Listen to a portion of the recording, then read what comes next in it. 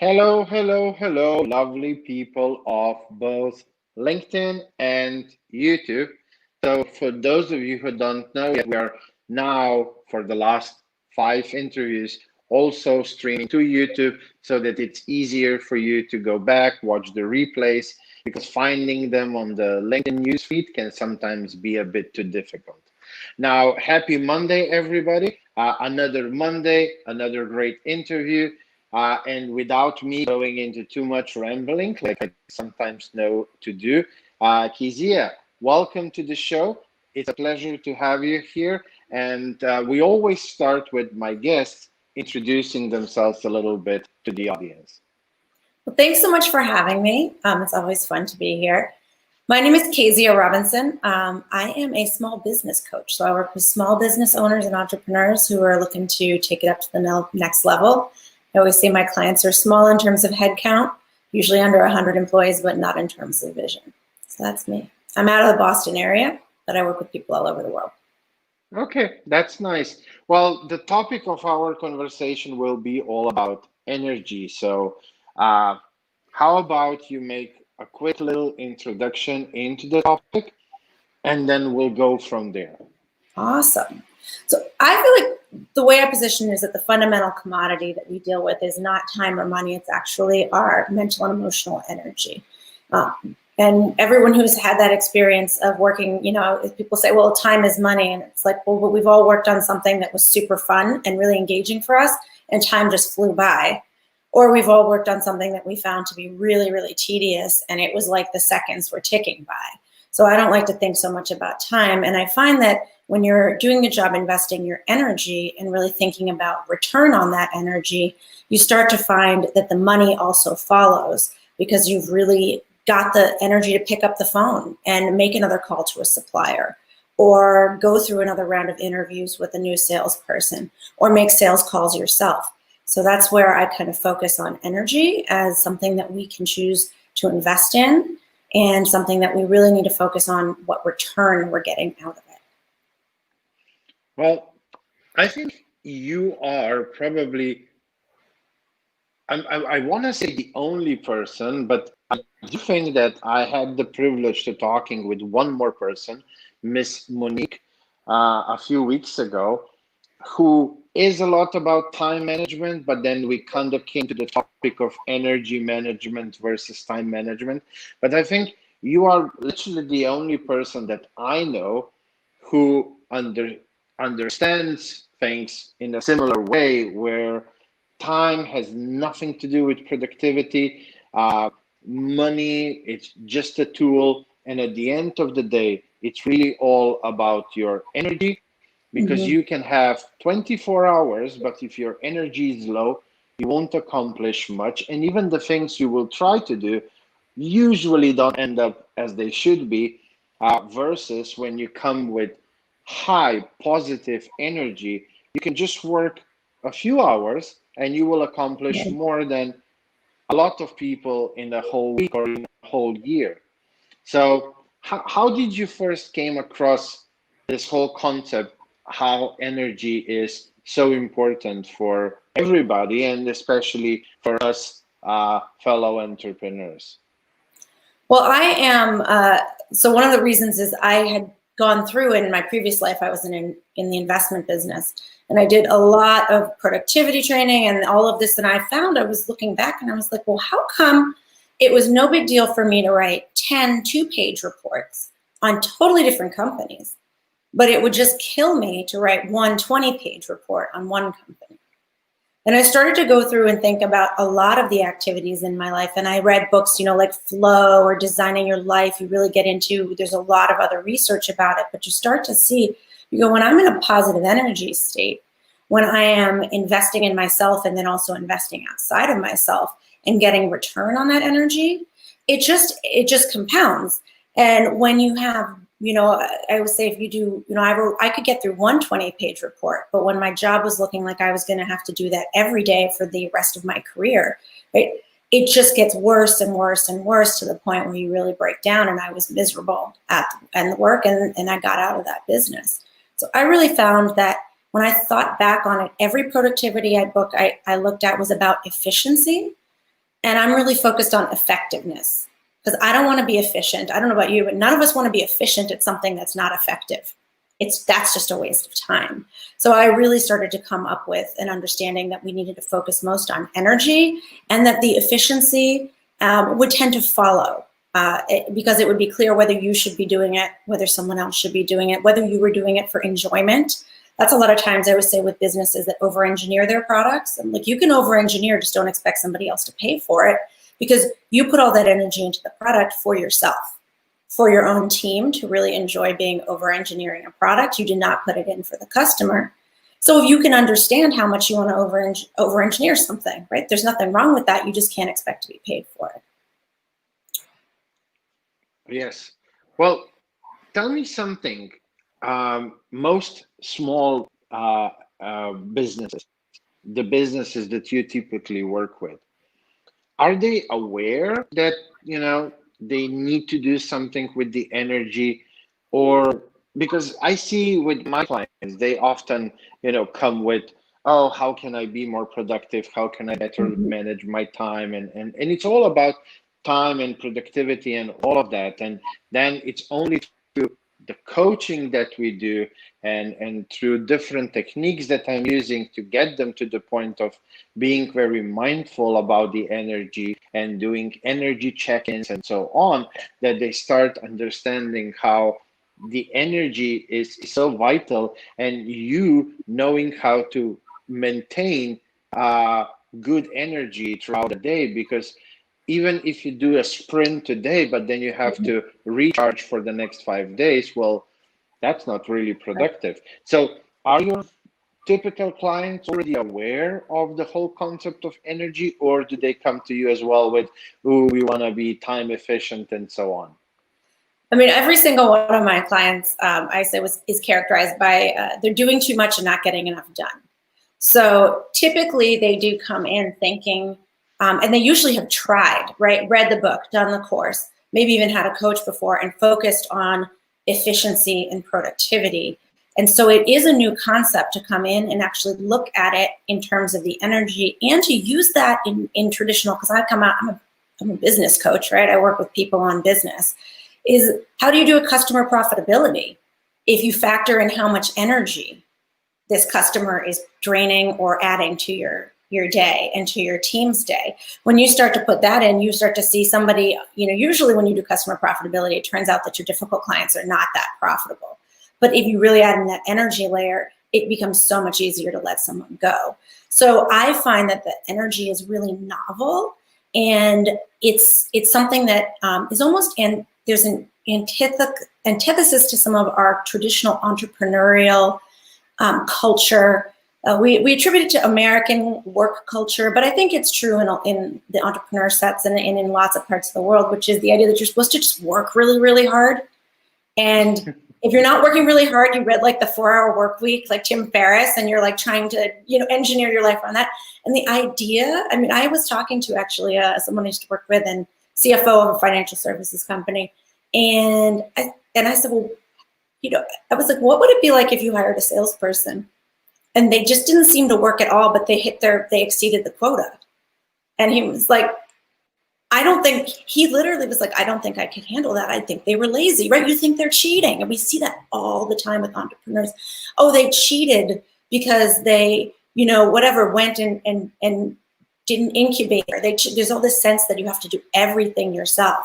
And that's really something that I think when you put the energy layer in, it starts to become really clear that that's not just a bad use of your energy and time, but also like really, you're trying to make $1 billion business. I mean, some of my clients have those goals.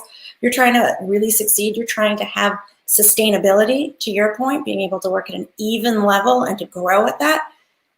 It's not going to happen if you just keep trying to grind through. So I found that it's new to people, but it takes a little time for them to acclimate to it. But when it does, it clicks, and it becomes so much easier to stick to the program, to stick to their commitments, because the energy starts to build on itself.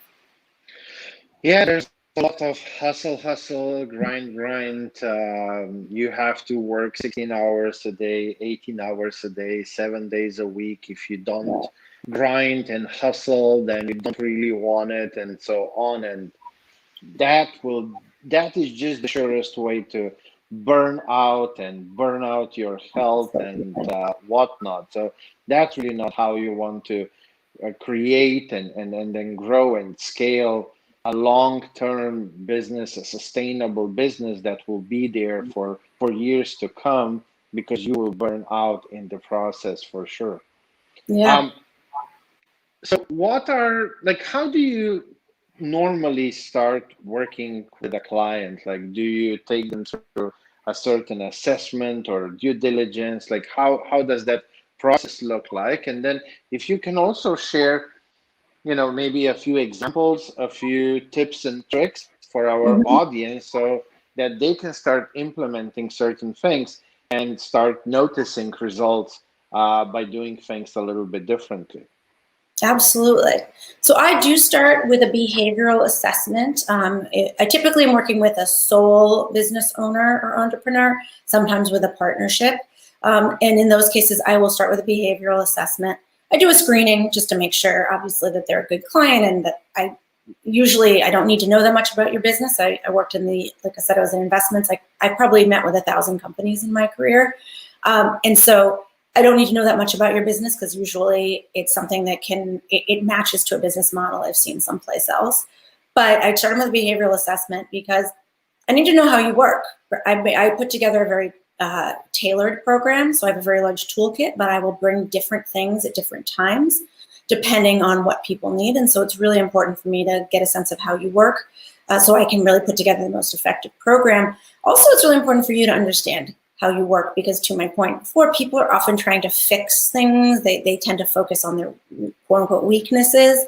And I'm more strengths focused. And it's like, okay, well, we know in order to succeed, you're going to have to tackle maybe, you're not great at giving people bad news. All right, well, that's going to have to be done. But I at least know as a coach that we're going to work on easing you into it. And you may be, as you're looking to bring on, let's say, a COO, that COO might be somebody who has more strength in being able to kind of be more plain spoken. And you may have more strength in being somebody who is the empath on the team, right? So there's a lot of ways that I work with people on that. Then we do goal setting, because the goals and really, really feeling those goals and being able to visualize them and hold on to them is what's going to get you through the harder work. It's what's going to get you through the awkward conversations. It's what's going to get you actually through giving up the things that are energy draining. It's like the firing the client that's draining all the energy out of you. You actually need to put a little mental investment in to be able to get through that. So do a whole phase on goal setting. And then I get into the energy stuff, and I just have a matrix. I ask people to look at all of that. We do it for tasks, and I do it for relationships, and usually focusing if they have clients or they have customers, that's where we'll focus, or suppliers and vendors, depending on the type of business. But it's really like, how much energy are you putting into this task or this relationship?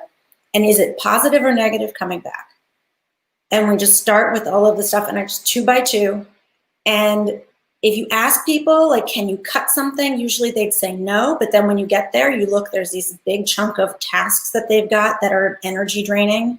There's often a few relationships. Sometimes it's an employee, sometimes it's a business partner, sometimes it's clients or customers, where it's just draining the life out of you. And when you really put it in that box and you see it, is when we can start to then break it out and be tactical and say, okay, a deleting email may be frustrating, but let's deal with firing this client. And what's the process you want to do? How do you want to make that positive for you and as smooth as possible for the client? You don't want to walk in. Usually what happens is we start screwing up on the work so that the client will fire us. And that's obviously not good business. So a lot of the work is just done by let's really map it out. I believe that when you see things visually, and then I have a whole series of questions and protocol for how do you begin to delegate tasks, eliminate tasks that don't need to be done. And then with relationships, how do you start to really consider, is the relationship savable? If it is, what needs to change from your side? Can't expect people on the other side to make a change. And if it's not, then how do you just go about being as kindly and gently setting these people? I say there's someone else's prince or princess charming, so just set them free. Okay. Yeah, that sounds like a really good way to go about it, to see it and to be able to feel it, to visualize it, and then internalize it through that process.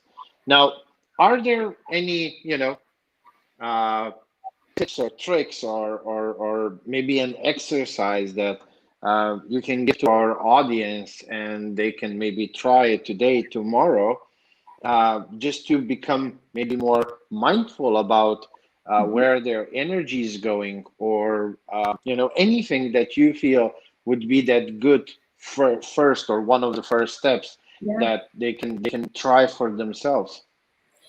I suggest taking a look at your calendar for the last week, and looking at all the activities and tasks that you did. And sometimes, and like really throw in stuff like yelled at my kid about not emptying the dishwasher, right? Like put all the things that you put in there. And then you just go across and it's like, was this, how much energy did I put in, low or high? And was this a positive or negative energy back?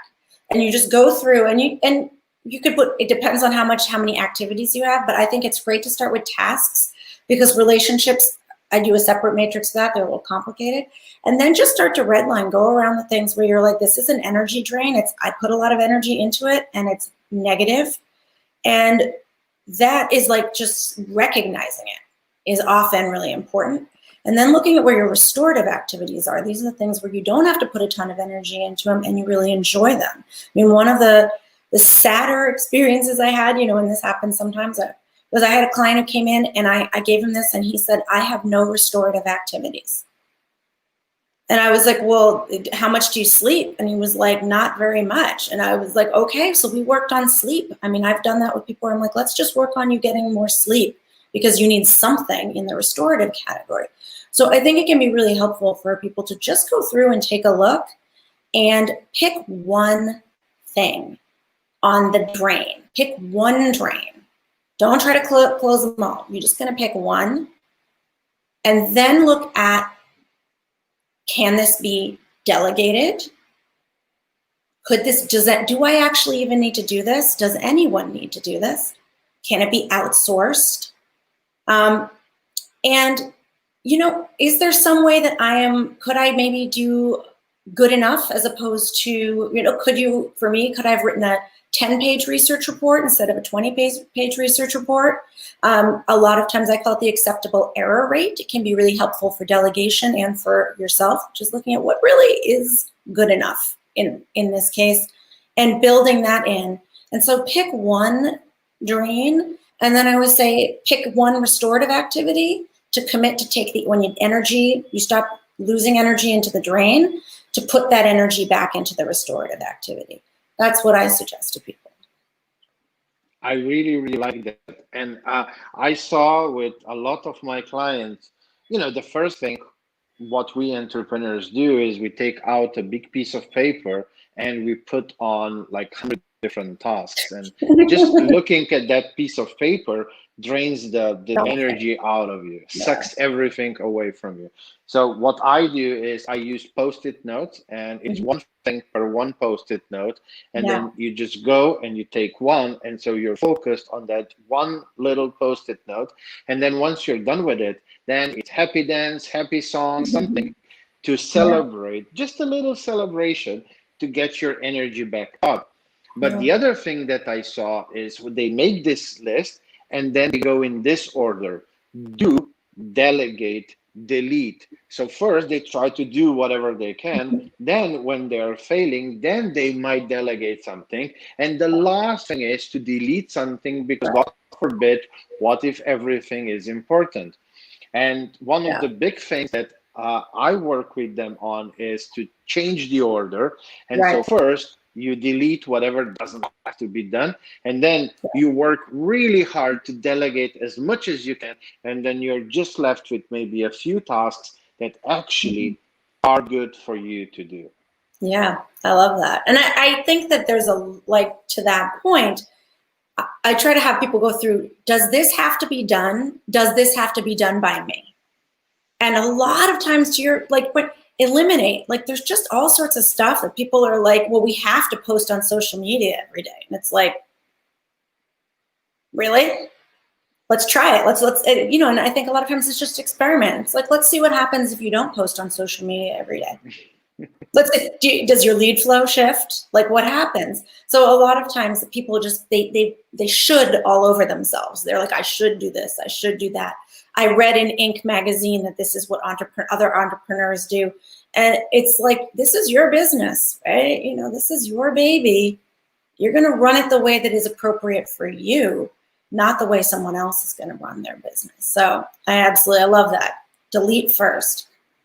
Well, I mean, to be honest, you mentioned this Inc. magazine or something like that. If you go and read all of those things, what CEOs and entrepreneurs do, so you have to sleep 8 hours, you have to exercise for a few hours, and read 50 books a month, and you know, wake up at 3 a.m. and God knows what, and right. I mean, who even wrote all of those things? Yeah.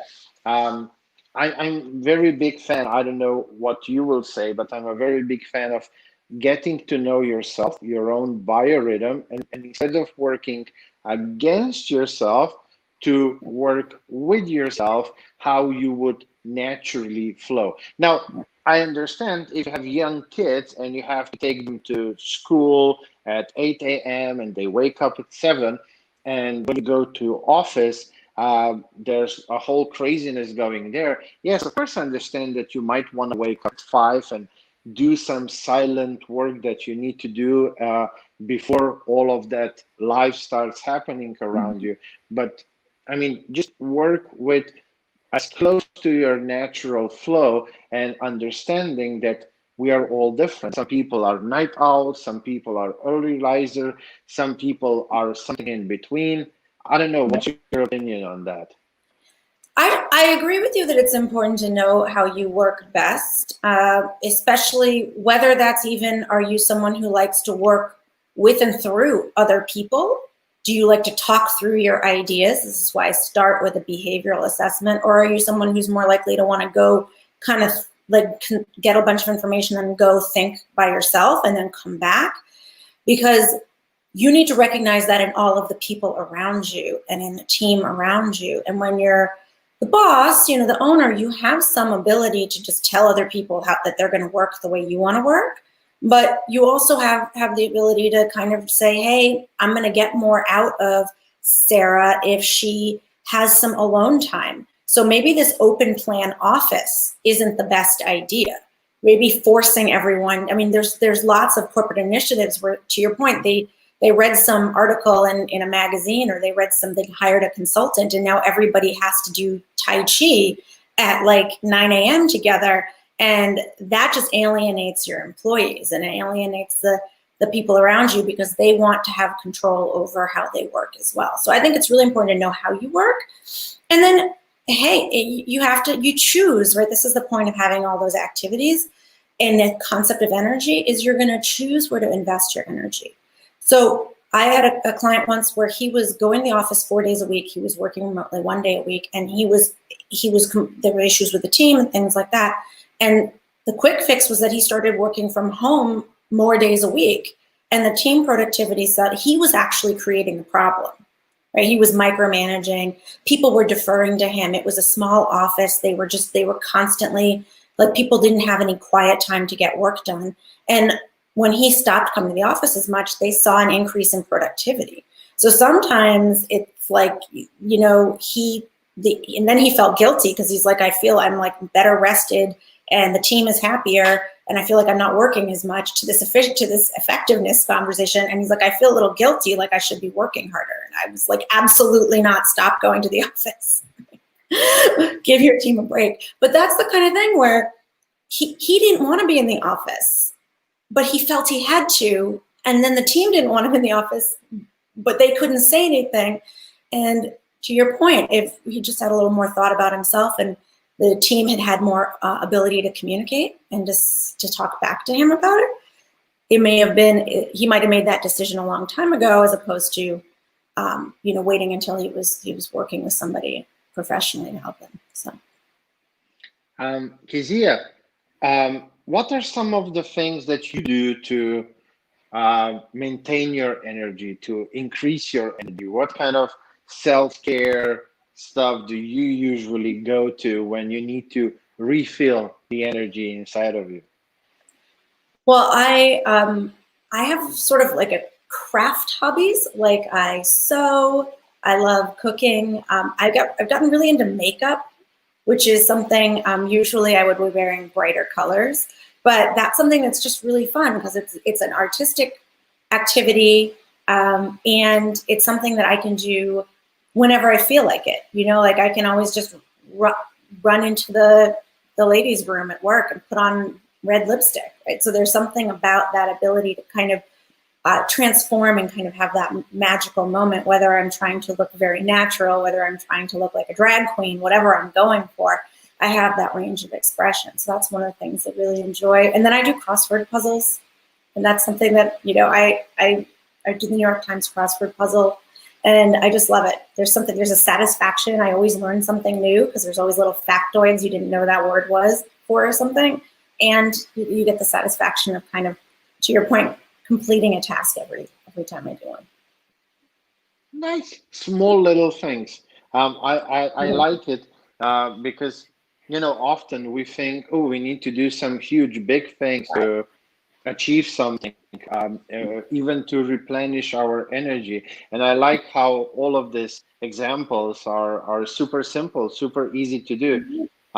Like myself, I do maybe a quick breathing exercise, just 5 minutes, deep breathing, or maybe I do a 5-10 minute brisk walk, or when I need a bit more, I take my doggies for a walk. But it's really not nothing major, nothing big. It's not anything that costs any money or things like that.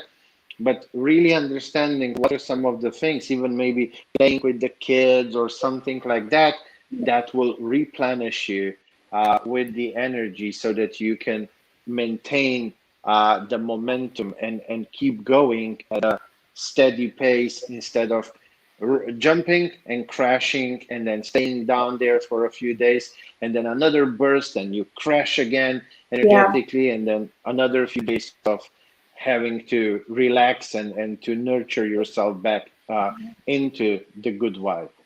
Yeah, you don't have to go on a yoga retreat. I definitely think that, because if you imagine the energy investment around planning a vacation, so when someone makes something really big, you then put a big hurdle in terms of how much energy you need to invest. You always need to invest some energy to get your restorative. You may have to negotiate with, let's say, your spouse, right? Because you want to take a walk, and you want to take a walk by yourself. You don't want to take a walk, that kind of thing. You might need to negotiate for that. That takes a little bit of energy. That's really different than saying negotiating with your spouse for you to take 2 weeks off to go to a wilderness retreat, right? Like that is going to be a lot harder to get together. So I think that we often kind of overthink these small things, or we feel guilty. For years, I would never tell somebody I like makeup because it's like, oh, I'm a business coach and I have a degree in physics and I worked in investments, and what kind of girly girl stuff is it to like putting on eyeshadow? But at the same time, I'm like, I really do like it. It is really relaxing. And there's lots of people, men and women, who also enjoy putting on makeup. So I'm not going to feel bad about it. Yeah, whatever works for you. That is another thing that I'm always telling people. Stop listening to others and stop reading all those. I mean, read things just so that you get ideas. But then, just figure out whatever works for you and just don't give an F about how others see it. If it's something that gives you that energy and it's moral, you're not hurting somebody or jeopardizing somebody's life or something like that, then just go with it and do it and just say F it to the world and take care of yourself. Yeah, and then you have energy to invest outside of yourself, because people often, I don't like the concept of work-life balance, because the way I look at it is, especially if you're a business owner and entrepreneur, I mean, work and life are all one.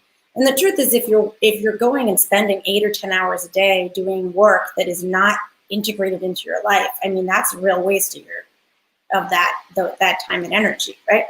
And if you're doing work where you don't feel like who you are and the rest of your life has any place in it, I think that can be very alienating and isolating. And I know that from coming out of Wall Street and that type of where you really it is discouraged and frowned upon to be yourself in those environments. So I really think that if you look instead at energy that I invest internally and energy that we invest externally, and you're looking for return on both of those. And sometimes, it's a win-win. I mean, when your work is great, I mean, I love my job, so I'm investing, I really enjoy it. The energy I put into my work is something that I get positive return on, and I create a ton of value for my clients. So they also get positive return. So a lot of times there's a win-win. But even if there isn't, and this gets back to that idea of how much you want to engineer your new product, if it's fine even in your business to invest in things that are for yourself, that are for your team, that are for your company. You just need to understand if you're not creating value or sufficient value for outside of the company, that you're not going to get paid for it. But it's still a good investment. And so I really think it's important to look at investing energy internally at the individual level and at the corporate level, investing energy internally and investing your energy externally. And you get paid for the external investment, and but you get a lot of benefit from the internal investment. I like that. I really like that. Well, we are close to the end. I still have 2 questions for you. Okay. So the number 1 question is very simple. So who should reach out to you? What's the best way to get in touch with you? Do you have any maybe free resources that people should go and check, or I'll leave it up to you to make an invitation to the audience if they feel drawn to this topic and want to have a chat with you about working with you. Absolutely. So who should reach out to me? Say, as it's the business owners and entrepreneurs, if you have fewer than 100 employees. And that can be, you may be a solopreneur, you may be 5-10 years in hitting a plateau, or I do work with people who are coming towards transition, thinking of getting out of their business, especially if it's a service business, because it isn't saleable, and they need to find a way to grow it and find people in the team to take over in order for them to wind down how much they're working in the business. In terms of the best way to reach me, I'm on LinkedIn. There's not a whole lot of Keziah Robinsons out there, so pretty easy to find on LinkedIn. You can also check me out on my website, www.cassia-partners.com, or find me on Facebook. And I do have some resources that will be going up soon in terms of checklists and some exercises. And I'll be doing a webinar in a couple of weeks, so I will definitely keep everybody posted. Sweet. Well, if you want, I mean, it's not too much trouble for you, because most of the views of these interviews actually come next day or in the next 2 or 3 days. I don't know why, but I guess that's how the algorithm works. And so people will be looking in the comment section. So if that's okay with you, you can just drop in a comment like a link to your website or whatever you want to link up. Absolutely. And I always say I'm happy to talk to anyone. So if you're thinking, sometimes I get people where they're just thinking of starting a business and they haven't really gone through it. I'm always happy to give someone a little time, give them some resources. I know you're the same way, that people can reach out to you and you can direct them to great resources, even if they're not ready to come in for a coaching program. Okay, perfect. Well, now my last question, which is hopefully not too hard as well. It can be related to our talk today or whatever you want, but what's that last golden nugget of wisdom that you would want to share with the audience before we say goodbye? Well, this phrase has been attributed to a lot of different people, so I will just throw it into the kind of Wikipedia soup. But someone told me, it doesn't matter whether you think you can do something or whether you think you can't do something. Either way, you'll be right. And I think that's very, very important as we go out, especially in the economy we're in right now, is really understanding how much, that mindset, that believing in your dream, in your vision, in your goals, that if you are not doing that, if you aren't in that headspace, there's really no way you're going to get there. So that's something that I know can be hard, but you're not the economy. I always tell people, you're not Coca-Cola. You don't have 50% market share. So you have a lot of, everybody has opportunity to grow. And that's how we're going to get through this. That's how we're going to get through all the economic turmoil. It's the only way we do it as human beings is we're going to grow our way out of it. Well, and if you look at the last recession, which was quite a hard one for many of us, I think quite a few of today's biggest corporations were born out of that or very, very close after the last recession stopped. So I'm sure a lot of new things, maybe new industries and things will be born out of what we are going through right now as well. So there's always opportunity for growth. It really depends on you whether you want to see it or not, and what you focus on. Well, this was a really, really lovely interview, chit chat, coffee chat, whatever you want to call it. I really enjoyed having this conversation with you. I mean, it is a topic that's very close to my heart. So thank you for being my guest. Happy Monday and all the best in the coming week and the weeks ahead. And, I wish you nothing but all the best on your journey. And I really appreciate you for who you are, the message you're sharing, and what you're doing for the fellow business community. Well, thank you so much for having me, and I appreciate that you put on these amazing lives and podcasts, and you put so much out into the universe that is really, really helpful for people, whether or not they're entrepreneurs. But I just really appreciate you having me, and I look forward to talking to you in the future. Thank you. Take care. Bye-bye. So, guys, another amazing conversation, a topic that's really close and really dear to my heart. I really, really strongly believe that energy and managing your energy is that essence, is that key to achieving things, to getting things done, to taking your business to the next level and to the next level and to the next level, and also enjoying that journey so that it's not just about the steps and then the journey is just suffering and hustle, grind, but you actually enjoy the journey as well as the milestones that you reach. Yeah, that's it for today. I hope you guys enjoyed the interview. Next Monday, we have another amazing guest. So join us, or if you're watching this on a replay, like I mentioned in the beginning, now this LinkedIn Lives, we are also streaming them to my new YouTube channel. So you can see them there as well. I think it's much easier to go through the past interviews and find them and watch them. So yeah, take care, guys.